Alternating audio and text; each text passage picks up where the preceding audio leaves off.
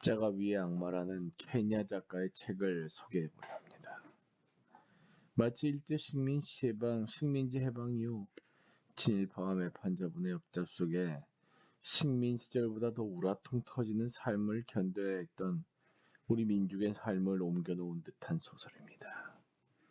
이 작품이 더 안타까운 이유는 우리 사회에선 더 이상 쓰여질 수 없는 작품이라는 데 있습니다. 왜 이런 소설은 더 이상 우리 사회에서 작성될 수 없을까요? 그건 소설에서 다루고 있는 그런 종류의 통증이 공명할 만한 배경을 우리가 상실했고 동시에 그런 배경을 외면하고 있기 때문입니다.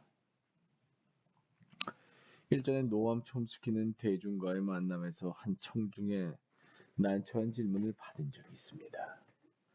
IT라는 서인도 제도의 작은 섬에는 장기 적출을 위한 무시무시한 인신매매 사건이 빈출한다고 합니다. 미국 부자들의 고귀한 생명영장 때문이겠죠. 그런데 당시 IT에 여행 갔던 미국 여행객이 납치됐다는 보도가 진보 진영 언론에서 보도됐고, 그들은 이걸 미국 자본주의의 악랄함을 부각시키려는 사건으로 주목했다고 합니다. 보수 진영에선 이런 보도 오름을 저지해야 했을 텐데요. 조사 결과 미국 여행객 납치는 오보였던 모양입니다. 있지도 않은 사건이었죠. 청중은 바로 이 사건을 언급하면서 진보 진영의 팩트 왜곡을 노암 촘스키한테 지적했던 겁니다. 한마디로 자본주의의 잔인함을 과장하기 위한 진보 진영의 행태가 너무한 거 아니냐는 거죠.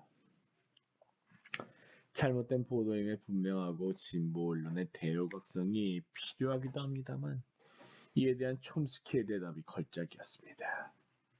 그가 말하길 물론 IT에서 미국 여행객이 장기 적출을 위해 인신매매됐는지 아닌지는 중요하지만 그보다 더 중요한 건 장기 적출을 위해 여행객이 납치됐다는 사건이 만일 뉴욕 맨하튼 한복판에서 그 어떤 메이저 언론에 의해 보도됐다 해도 그런 사실은 소문으로조차 퍼지지 않는다는 겁니다. 결국 우리가 정말 눈여겨보아야 할 건 맨하튼과 달리 IT에는 그런 천인공노할 소문이 공명할 수 있는 배경이 존재한다는 것이겠죠.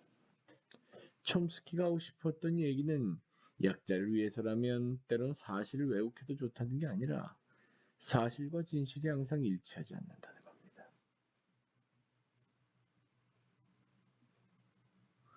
어쩌면 진실을 은폐하려는 자가 사실에 집착하는 것이야말로 최악이 아닐까요? 팩트 왜곡으로 감춘 진실보다 명백한 사실로 감춘 진실이 더 깊숙이 묻히는 법이니까요. IT에서 미국 여행객이 납치되지 않았다는 명백한 사실로 미국 부자들이 IT를 착취하고 있다는 진실을 감춰서는 안 되겠죠. 맨하튼에는 없고 IT에만 존재하는 그 배경, 그것은 바로 사실로도 감춰서는 안 되는 진실입니다. 십자가 위의 악마라는 소설이 더 이상 우리 사회에서 작성될 수 없는 것도 바로 이 배경의 상실, 이런 진실의 은폐 때문이 아닐까요? 대체 우린 어떤 명백한 사실로 진실을 묻어버린 걸까요? 벌써 25년이나 지난 당대 최고 배우였던 김정은의 카드 광고 장면입니다. 우린 이 장면만으로도 떠오르는 카피 문구가 있습니다. 부자 되세요. 우린 어느새 부자 되세요가 덕담이 되는 새로운 공간으로 진입해버린 겁니다. 언젠가 우리에게도 부자는 악덕과 몰인정, 모렴치를 내보이는 인물이었고 때문에 부자 되세요는 도저히 인사처럼 건넬 수 있는 말이 아니었습니다. 하지만 언제부턴가 이 말은 분명 미담과 미덕을 훈훈하게 전달할 수 있는 통로가 됐습니다. 우리 삶의 배경이 달라졌기 때문입니다. 좋은 일일까요? 나쁜 일일까요? 김지아의 시 오적의 영향을 받았다는 작가 응국이가 작품 속에서 주인공 와린가에게 건넨 악마의 향연이란 카드의 부자들은 스스로가 악마임을 인지하고 있다는 게 의미심장합니다. 작품 속 부자들은 악덕과 모렴무치의 대표자로 스스로를 뽐내고 있지요. 마치 김지아의 오적에서 5명의 도둑, 재벌, 국회의원, 고급 공무원, 장성, 장차관 중 으뜸이 재벌이든 말입니다. 하지만 김지아의 시가 쓰여질 수 있는 배경을 상실했듯이 부자를 악마로 지칭하는 이따위 문학적 수사는 더 이상 우리 사회에서 진지한 반응을 얻어내기 힘들어졌습니다. 김지아의 시가 쓰여졌고 시대의 공명에 흠뻑 젖을 수 있었던 1970년 같은 해 발생한 소위 정인숙 피살 사건은 주인공 와린가를 떠올리게 합니다.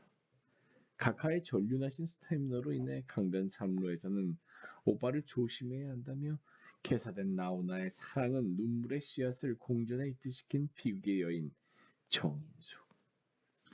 그녀의 아들이 각하의 씨앗인지 국무총리 정일권의 씨앗인지 나훈아의 눈물의 씨앗인지 오리무 중에 정인숙의 오빠는 수감되고 유경수가 개사된 나훈아의 노래 가사를 각하 면상에 집어 던졌다나 어쨌든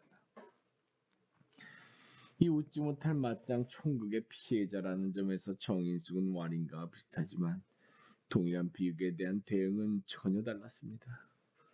정인숙은 권력에 의해 피살됐으나 와린가는 거대 권력자를 타살했으니까요.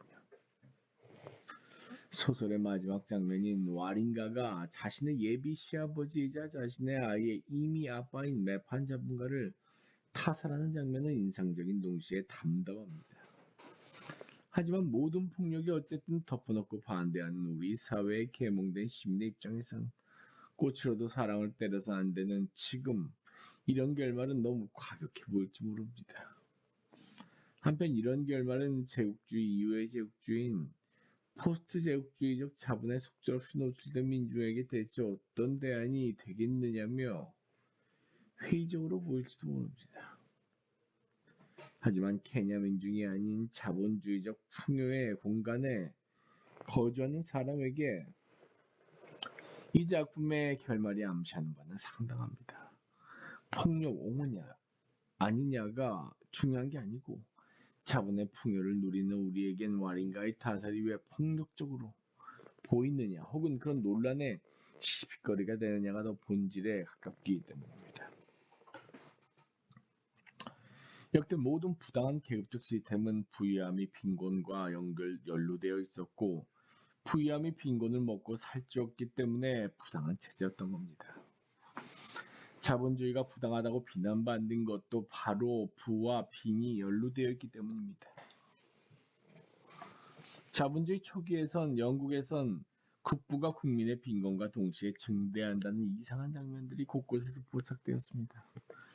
국가는 부유해지는데 대부분의 국민들은 빈곤에 신음한다는 뒤틀린 현상 말입니다. 자본이 아직 세련된 가면을 뒤집어쓰기 이전이었죠. 자본 한 장소의 부와 빈곤의 연관이 심화되면 그것이 사회 불안 요소가 된다는 사실을 직감했던 겁니다. 그래서 영국에선 부와 빈의 연관을 제거하는 것이 아니라 국내의 빈을 국외로 수출해버린 겁니다. 그것이 바로 작가 은국이가 겨냥하고 있는 제국주의입니다. 즉 전지구적 견지에서 부와 빈의 연관은 더욱 심화되고 있으나 적어도 영국이란 공간에선 부와 빈의 연관이 모호해지거나 사라진 듯 보이는 겁니다.